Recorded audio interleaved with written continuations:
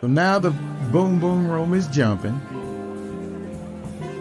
Most of the work crowd is in, and some are just the locals from the surrounding area, from the ribbon who live close by, and those from Night Cove area, fishermen.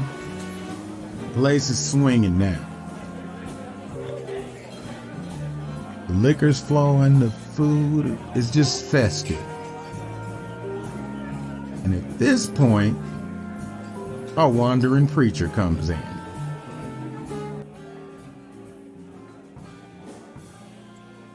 Where you at, preacher man? Or I'm at the door of the boom boom room, just looking at the whole like scene, and then just going, "This is where I'm supposed to be." And then there's another stabbing pain in your eye.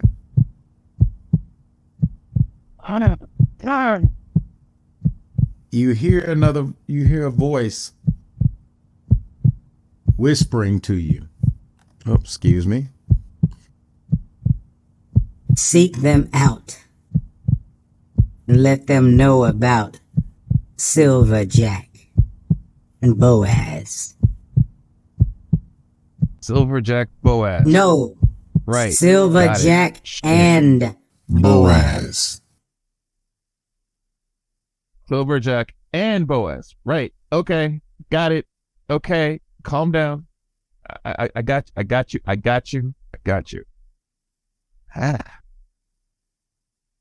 Now I do want to go. Now, is there like any patches of sand around?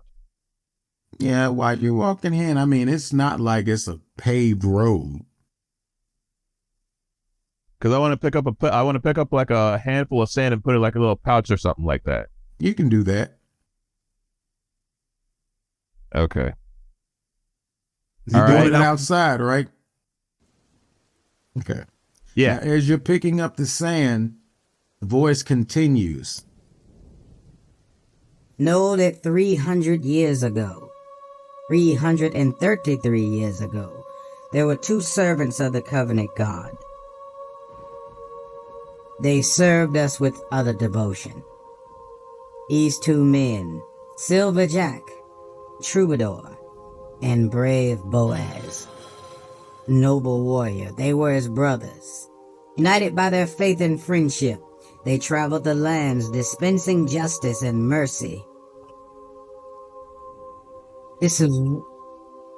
Sounds like good guys to know. Excuse me? Sounds like good guys to know. Yes, they were very good men. You could learn much from them. Hurtful, but truthful. Boaz had a young son, Malachi. He was loved by both his father and his informal uncle. While on their journeys, boy became very ill, and he fell victim to a strange strand of sickness only found in the untamed lands on the outskirts of civilization known as the Rattle. The sickness swiftly ran its course, and despite the efforts and prayers of both men, neither could stem the tide, and the boy succumbed to the disease. He was laid to rest amongst the rocky wild hills. Boy's death had radically changed both men. Silverjack, although saddened by the loss of his adopted nephew, he understood our divine schemes are seldomly comprehensible to mortals, and he accepted the death as part of the Seven's whims and a larger plan. Boaz, however, became enraged, and the merciful gods could not save his child, and he found his faith shattered. And that was replaced with a driving hatred for the gods he once revered. Despite Silverjack's efforts to console his brother, Boaz would not be appeased, and he broke both from his friend and his faith. Feeling abandoned by his gods, he began to search for something, anything that could appease his anger and suture the ragged hole that was once his merciful heart. Agonizing cries were eventually met by the sultry whispers of the night. The host of chaos, knowing broken tools of law make the best weapons against their former masters. He seduced Boaz, promising him power. He desired to extract his revenge and strike down justice and mercy whenever he encountered it. In addition to this promise, the host revealed secret means in which he could transform himself, Boaz, into a champion of chaos and become an unholy, infernal, but mortal warrior. And Boaz agreed, and a bargain was struck. Years passed as Silverjack continued to try to serve his gods, as Boaz undertook the initial steps to spread discord and chaos among the land. On the eve before the former priest turned the final stages of his transformation, Boaz arrogantly sought out Jack. And whether driven by the urge to convert him or cause chaos, or just simply to gloat, no one knows. Jack attempted to turn aside Boaz from the evil path, but was unsuccessful. The new servant of chaos departed the bard's presence and journeyed to one of the two sites where the eldritch forces commingled to give him the power to transform. Jack chased after him in a titanic battle. He was joined as the two clashed at the site. In the course of the battle, Boaz was defeated, his body shattered by Jack's blows and the Covenant God's power. Jack, however, was merciful, too merciful. He would not slay his former friend outright. By staying his hand from delivering the fatal blow, Boaz was able to turn the tide.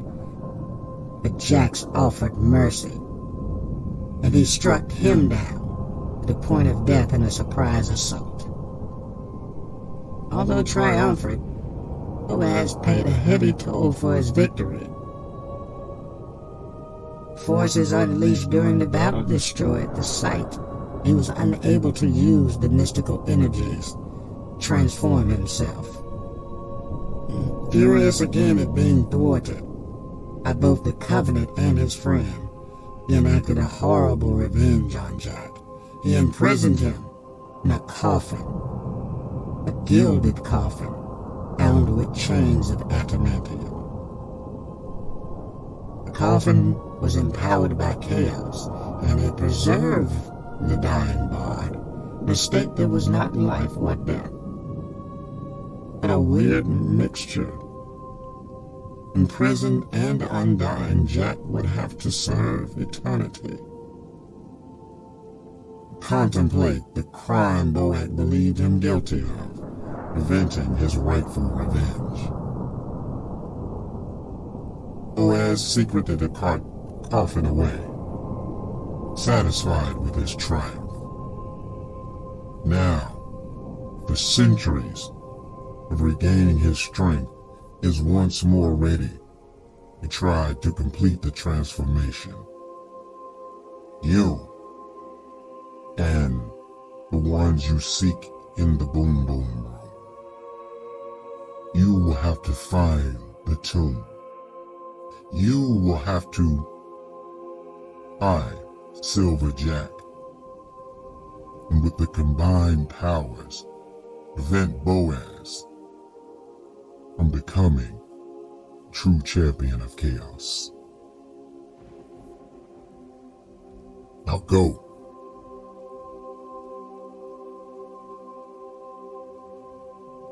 Right. Question. Why if his son was the one who was died and basically relatively caused all this mess? If you're so high and powerful, why didn't you just try to like heal the boy, and like make certain that none of this came to pass? I mean, I'm just saying. I am just saying. It's spitballing, just a thought, just a, You question the gods? No. We are not doing that. No. I am just postulating, just. So that's Silverjack and that's Boaz, right? All right, okay, all right, okay. You're still outside. I am going inside, right? Yes, inside, right? Boom, boom, boom. Okay, right. Good talk. We need to do it again sometime. We will talk. It may not be as pleasant. Depart from me.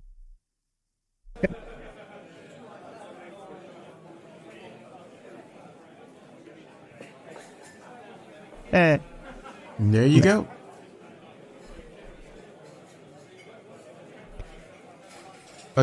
Going inside the tavern. All right. Yeah. As I go up the steps, I see who's on the porch right now?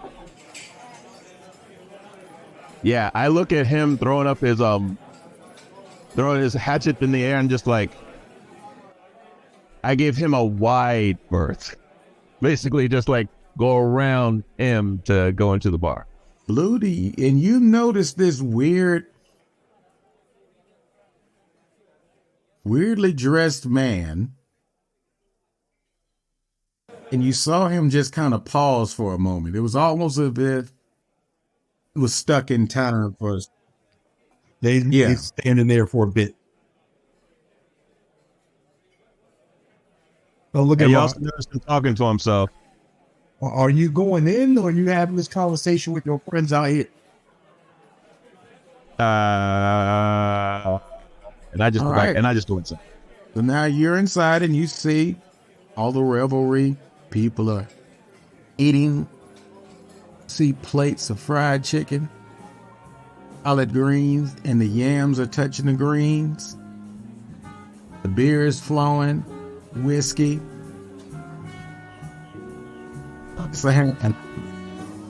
Shake my head, nod my head, basically like, okay, all right, okay, maybe this might not be so bad. Adjust myself, get my clothes all straight, and just like, basically if you want to think about this character, he's basically Daddy Love from Car Wash. He's Richard Pryor's character, basically. So he straightens himself up, walks over to the bar, and there you see a reptilian woman. Tiffany good mom. Pause. He just paused and just sees her. No, go ahead. You see this reptilian woman who's serving drinks.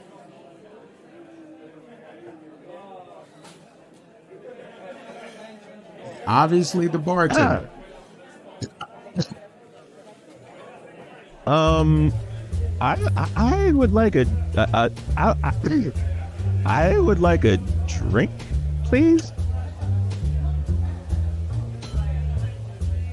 Not sure what's the Is he asking a question? Right. So Lizla realizes that she's being gawked at the moment, and she says to Preacher, "I get that a lot. What do you want? I'm sorry, how do you say that? What can I give you this evening?" I will have he's still just staring at you. I start clacking my feet together. Outside. I walked in behind him outside, so I'm gonna lean in close to him behind him. He doesn't know I'm there, and ask him why he's staring at my friend. Oh, she's your friend? No, I'm just admiring this of the whole place. It is very, very charming. I get a little closer to his face now because he's probably turned around, and I do the little thing with the cast thaumaturgy and do the skull things in my pupils. And says, "Are you buying us drinks, or are you just sitting here bothering my friend?" I would like to buy a drink.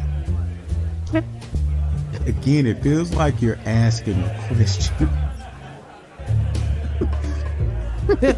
I would like to buy a drink.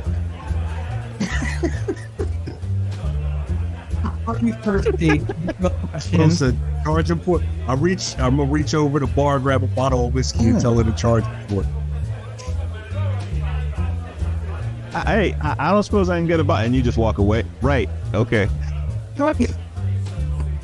And at this point, you feel a tingle, like something's telling you these might be some of the people you're supposed to talk with. These people, them, Mysterious ways and all that.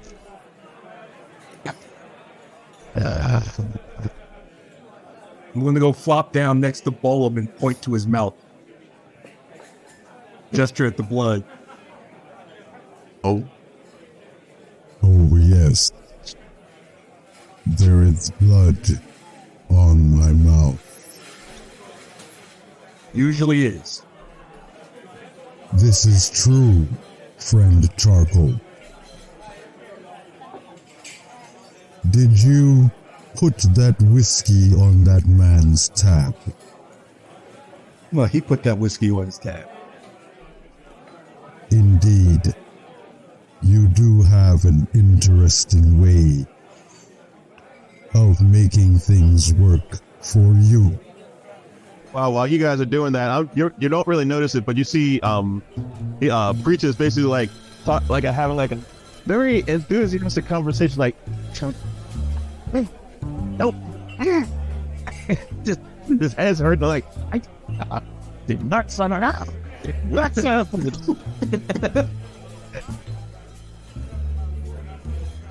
Bolum looks at Charcoal and asks, "Did you hear the music earlier?"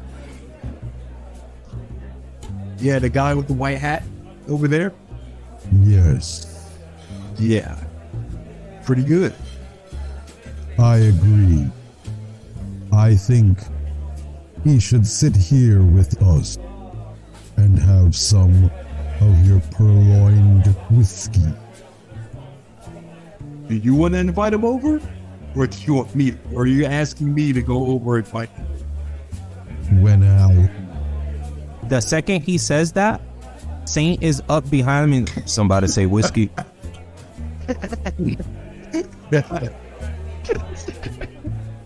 Good ears. that worked well. Whenever I invite people to sit with me, it never goes well. And what's that exactly? Sit, friend musician. You can call him a Saint, and he'll sit down and slide the coffin to his side and like kind of hoist his feet up, cross on top of it. And when you say your name is Saint, Bolum hisses. No, that ain't very nice.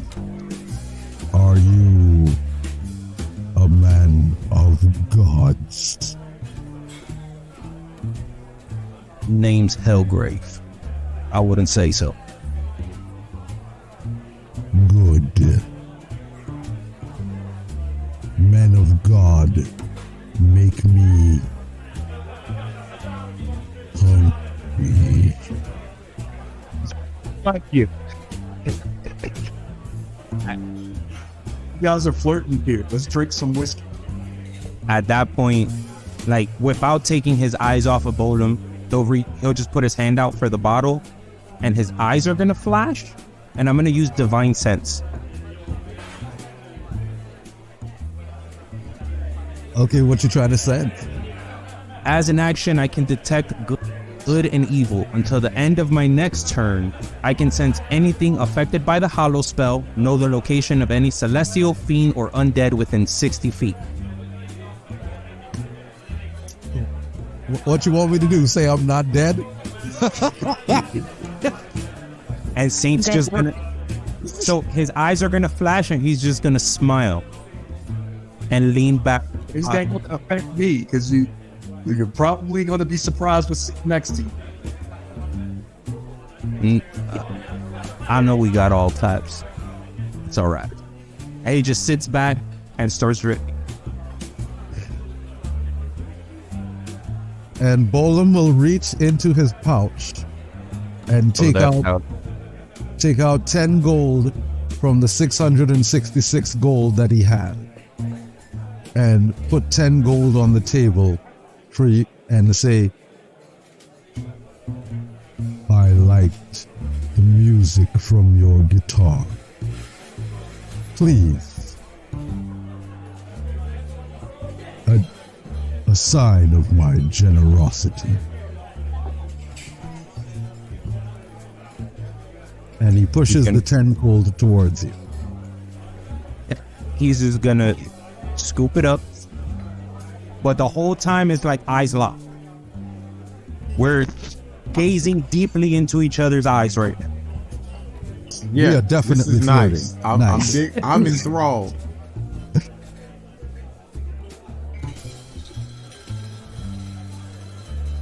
So then, once this is done and we've made this deep soul connection, Bolum's eyes are going to slowly scroll over to Flosa, and he says, Flosa, can you make me another Bloody Mary? I think we're out of goats. No, Miriam still stands. Uh-oh. Barely. Let me ask someone in the back. Preacher, are you gonna pay for this drink or not? What? Oh, yeah. How much do I owe you? You seem to be having a pretty rough time, so it'll be on me. I wouldn't want you to get in trouble with Lucius. I thank you kindly, my dear. Actually, maybe you might be able to help me. I'm looking for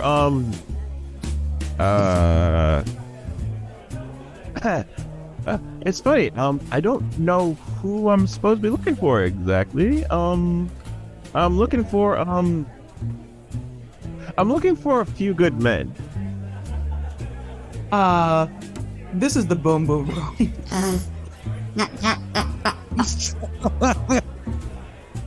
Probably a few good men upstairs. They're probably upstairs, yeah. No. What I mean is, I'm looking for some hardy adventurers to help me find some people. Well, I have been on quite an adventure this week. Or this past week. I'm not sure what the timeline was. Yeah, a few months. But been a few months, yeah. But those two over there I've been out with recently in some unfortunate adventures. Those two? Yeah, over those two over there. The ones you're on the hook for right now, for this whiskey. Maybe you can talk to them. Right. Okay. Alright. Is that conversation loud enough for us to hear at our table? If you do notice anything, you just notice me like pointing them and just going, for real? Seriously? But the second he would say, I'm just looking for a few good men, Since Saint has the bottle in hand, he slams the end of the bottle on the table just to make thud and goes, "There are no better men than me." Dun, dun, dun. I don't know why I want to take a shot of whiskey right now.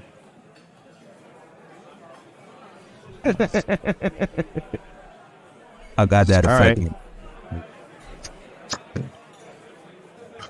All right, so Preacher basically straightens himself up again, basically just sighs and resigns himself because he's like, I know I'm going to regret this, and walks over to the table.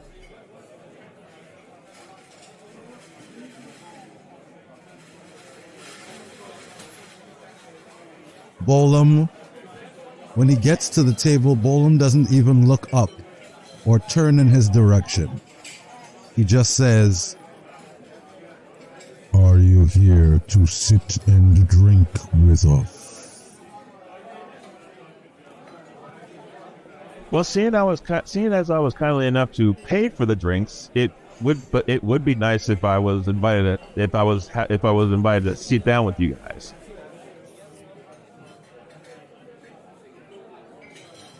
Put your holy symbol to the far side of me.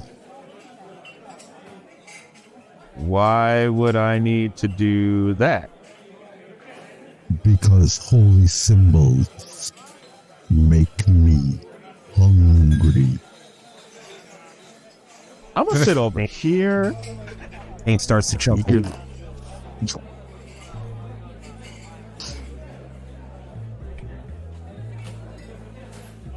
I go sit down at the far side of the table away from Bolum.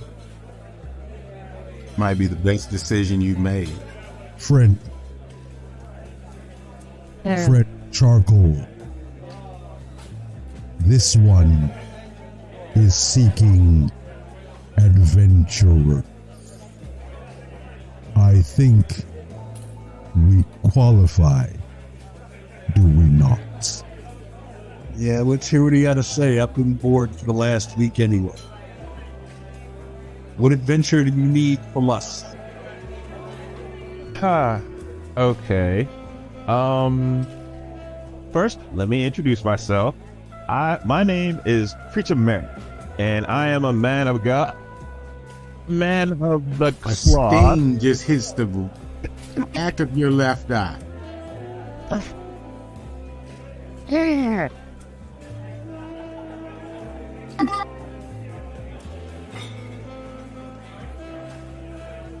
You are right there. Fine, I'm just getting reminded. Do you know the story of Strongbow, Strongjack? The voice Strong. enters your head. Bojack or Silver, Jack, and boldness. Silverjack and Boaz. Boaz is a rather unfortunate name, if you ask me. And on that line, Bolum starts laughing. Unfortunate name, Boaz. Bolum gets it.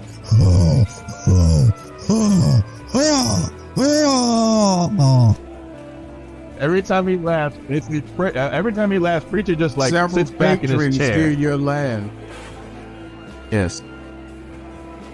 Like you see his teeth, and it's not just the regular two vampire canines up front.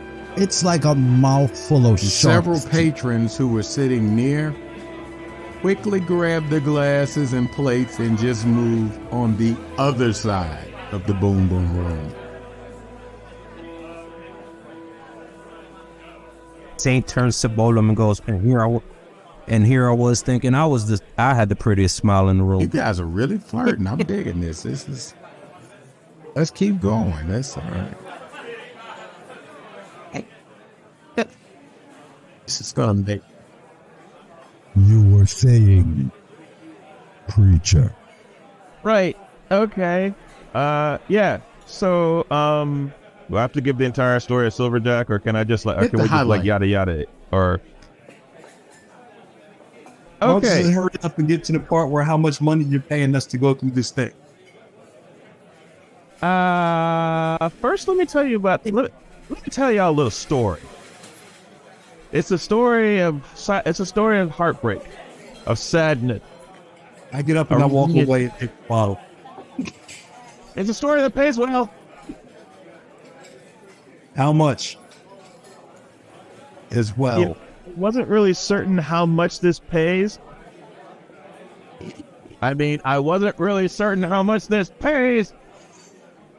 Oh, now you're silent? Oh, really? Oh, okay. There's several treasures that can be discovered along the way.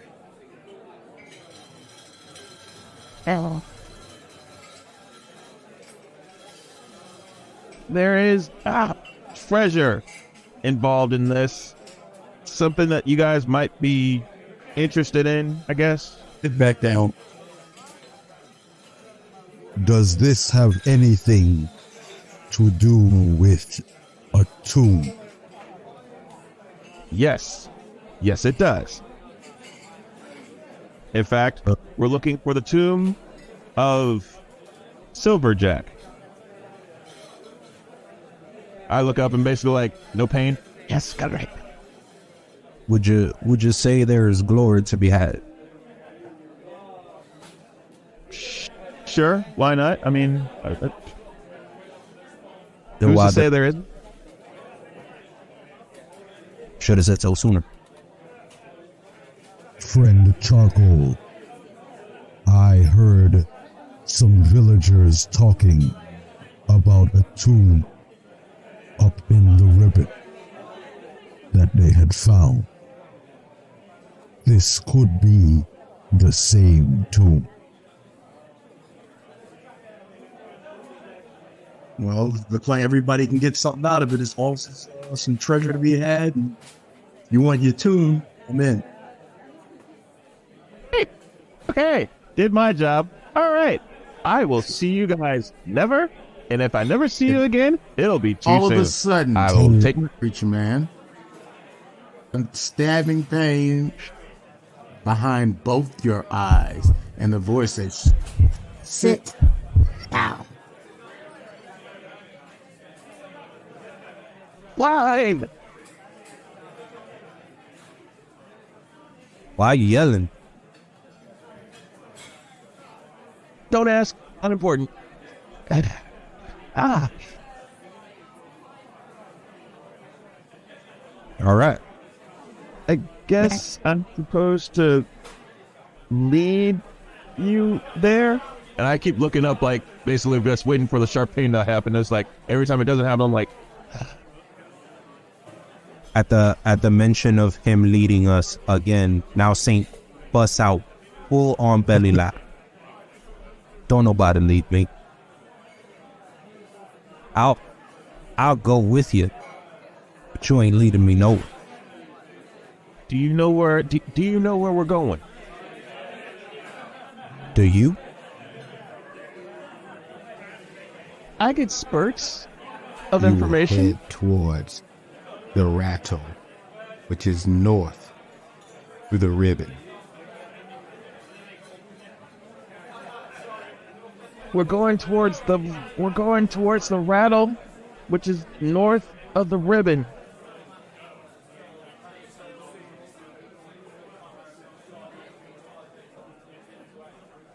It seems Does that sound familiar at all? familiar to you or familiar to us? To anybody? Does anybody know what that means?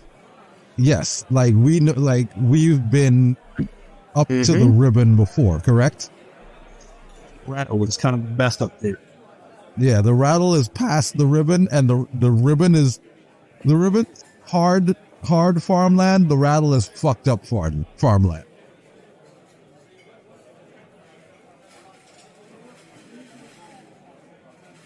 But just remember, the ribbon is the area where most of the farms and the people they live in what they call shares, because they're literally sharecroppers. They're a group of farmers who share work and the land. And there's several shares throughout the ribbon. Just a little history recap. So the ribbon is kind of going through some changes right now. The earth is not as fertile as it once was. Some people are starting to move further north into the rattle. The rattle is a more monstrous, monster-infested land. So if we were thinking in terms of Aaron and the Forgotten Realms, this would be like it'd be like a mixture of the Shadowfell and Ravenloft. It's rough. Oh, it's rough out there. It's like if Shadowfell and Ravenloft had a baby. Yeah, there we go. That would be the rattle. And the rough is the mountainous area. All right. In the rattle. Flosa can't hear the conversation, but suddenly like a chill goes down her spine. Like it. Oh. So that's today's recap, ladies and gentlemen, on the rattle. The next adventure Nice. will Well likely done. take place in the Night Cove, which is a swampy area, and the islands that are around the Gulf. Oh my There goodness. will meet certain hags and hoodoos, and haints. That's a story for another day.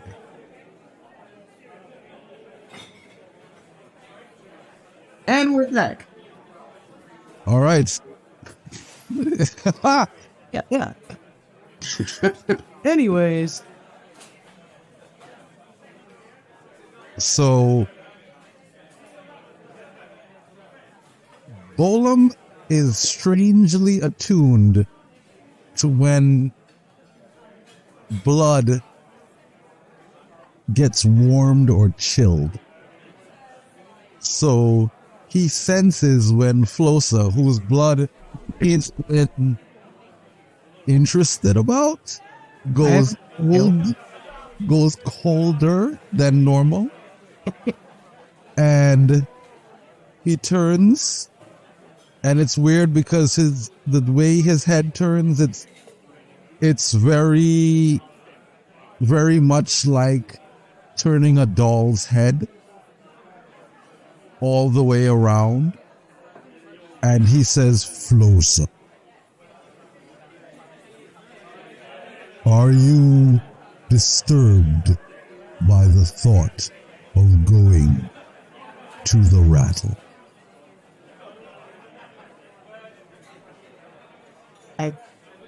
no, not at all. I thought I felt a chill. Dude, keep that freaky shit away from me, okay? All right. So, if we are going to the rattle, Saint, will you be joining us? Looks like y'all could use a hand. Or am I mistaken? We're always in need of more capable individuals. Then your search is ended. There is no more capable individual than myself. Thank you very much. Harcourt rolls his eyes at this.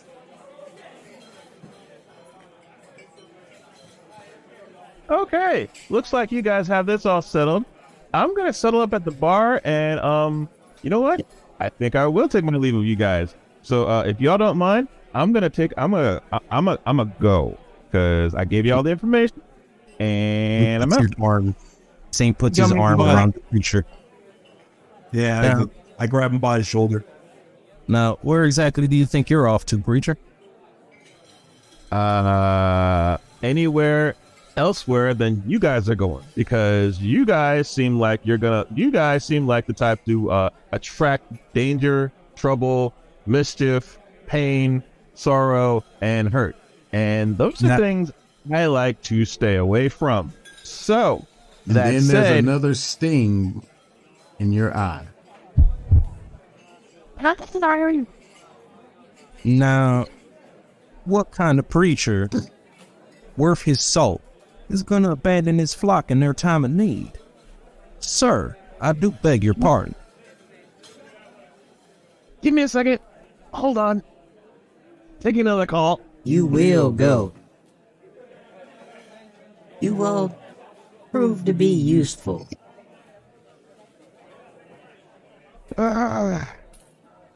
You will find it rewarding in both a physical sense with your health, and there will be certain compensations afforded to you.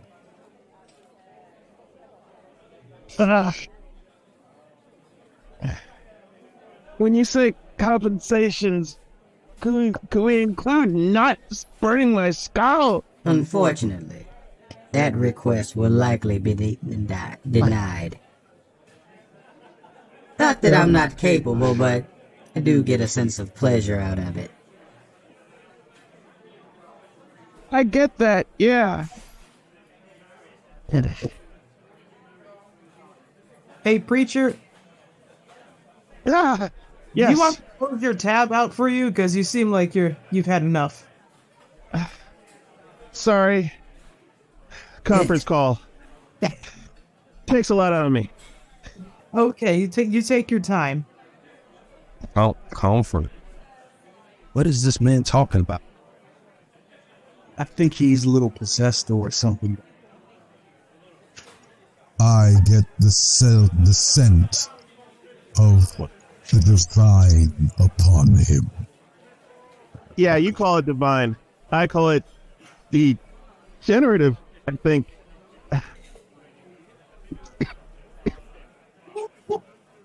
Can I get some water? Yeah, that's always on the house. And put some in like a little vial. Oh, jeez. Okay. Let's see if I have a vial in here.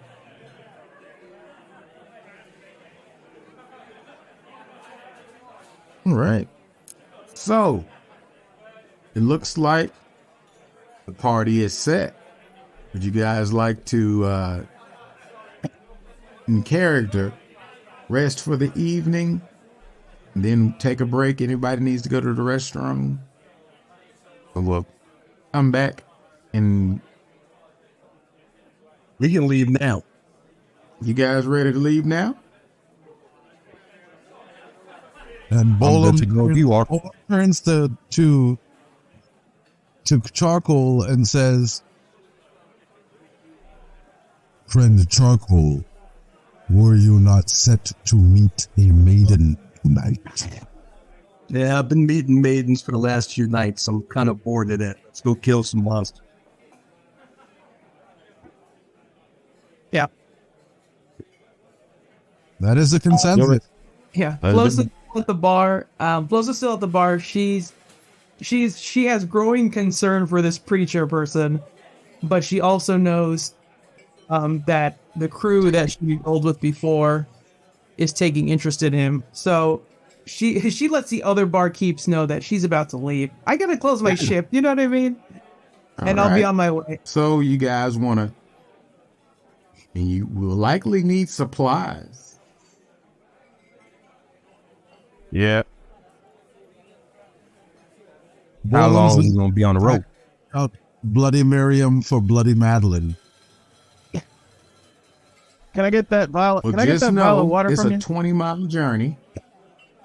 Yes.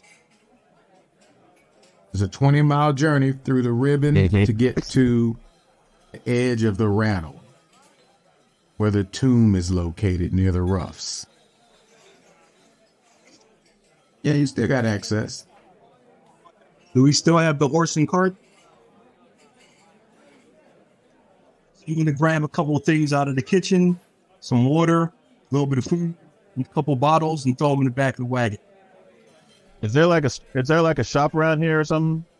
It's likely closed. Is there something specific you need? I need at least a small silver mirror. I need at least a small silver mirror and some feathers. That sounds kinky, but I'm a holy man. which is exactly why I said that. Bolum says, if you like feathers, if you require feathers, You know? there are chickens in the back.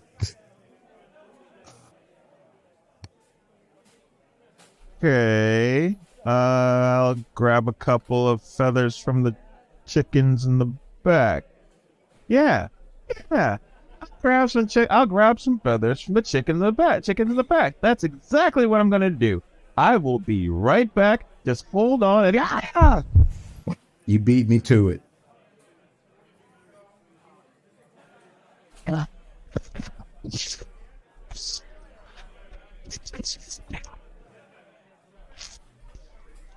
You all right?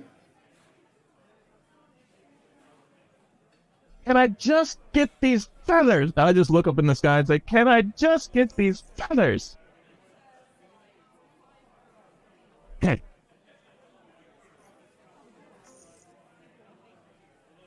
So, have we plotted out the journey? We're ready. We break up? Oh, okay. Are you guys ready to journey? Anybody need anything else? Or sit here all night? I'm ready. Miss, I don't know your name. Miss, Miss Flosa. do you have that vial of water for me, Miss Flosa? Yeah. You can take as many vials as you want. And she hands him a vial and a glass full of water. Thanks. And I'm like, and I literally regret saying, and I literally like stealing myself and just like, could you do me a favor? See what you can do. And I hold a vial of water in my hand up to the sky and like, do me a favor and bless this for me. And I'm just like holding, I'm just like waiting for it. And I would point. Saint will click his bottle against the vial and go, hallelujah. he is a paladin. Yeah, I'm not really the blessing type. Close enough. Ma'am, you wouldn't have a mirror on you, would you? Who's getting visibly impatient? Yeah. No mirrors. I tend not to look at my reflection. But you're so attractive. Spare me. Blue walks up behind Preacher and just starts dragging him towards the damn cart.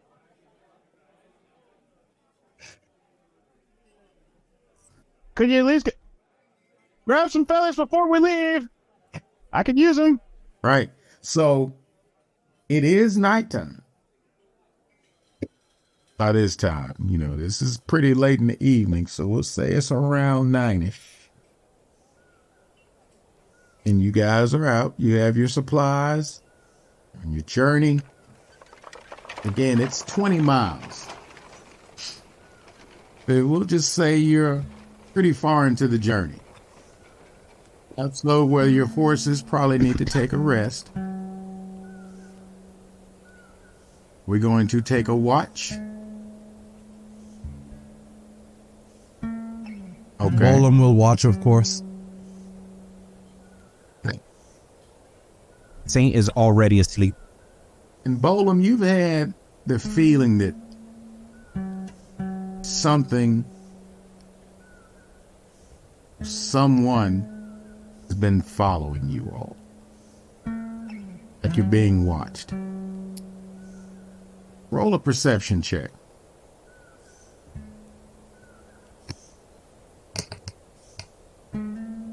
That is a 20. Dirty 20. Okay. Dirty 20.